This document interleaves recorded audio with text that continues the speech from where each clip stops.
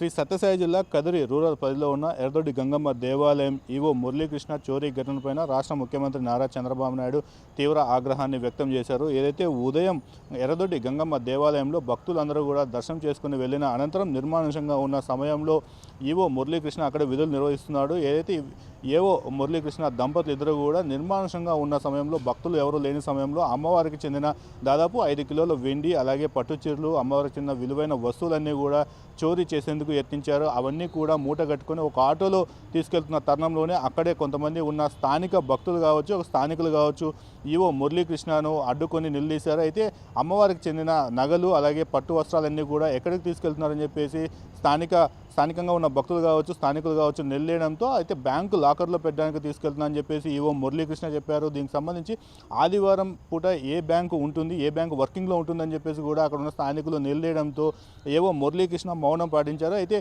దీనిపైన అనుమానాలు వ్యక్తం చేసిన స్థానిక భక్తులు ఎవరైతే ఉన్నారో వారు పోలీసులకు సమాచారం అందించడంతో పోలీసులు ఘటనా స్థలానికి చేరుకుని విచారణ చేపట్టారు.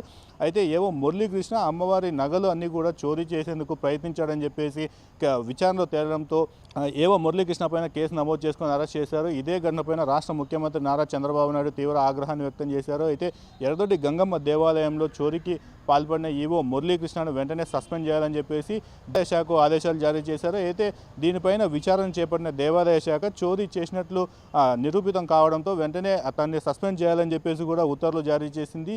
ముఖ్యమంత్రి నారా చంద్రబాబు నాయుడు భక్తుల మనోభావాలు దెబ్బతినే విధంగా ఎవరు ఏ చర్యలు పాల్పడినా కూడా కఠిన చర్యలు తప్పవని హెచ్చరించారు.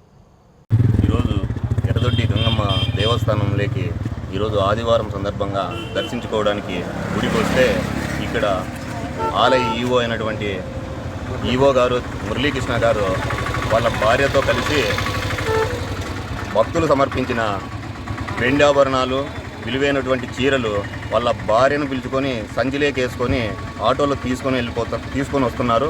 అది గమనించిన భక్తులు మేమంతా కలిసి ఏమిటని ప్రశ్నిస్తే ఆ వెండి ఆభరణాలు విలువైన చీరలు తీసుకొని పోవడం జరిగింది. ఈ వస్తువులన్నీ తీసుకొని పోతున్న ఎక్కడా కానీ ఒక అధికారులకు ఇన్ఫర్మేషన్ లేదు, సమాచారం లేదు. అలాగే స్థానిక వాసులకు సమాచారం లేదు. ఆలయంలో భార్యాభర్తనే ఈ వ్యవహారాలన్నీ చూసుకొని ఈరోజు ఆదివారము బ్యాంకులు కూడా సెలవు తీసుకొని పోవడం వల్ల ఆ అమ్మవారి సొమ్మంతా ఇలాగే పోతుందని భక్తులంతా బాధపడుతున్నాము. ఇప్పటికైనా సరే ప్రభుత్వం ఖచ్చితంగా మంచి అధికారులను నియమించాలి, భద్రతా పరంగా కూడా చర్యలు తీసుకోవాలని కోరుకుంటున్నాం. చెప్పున్నా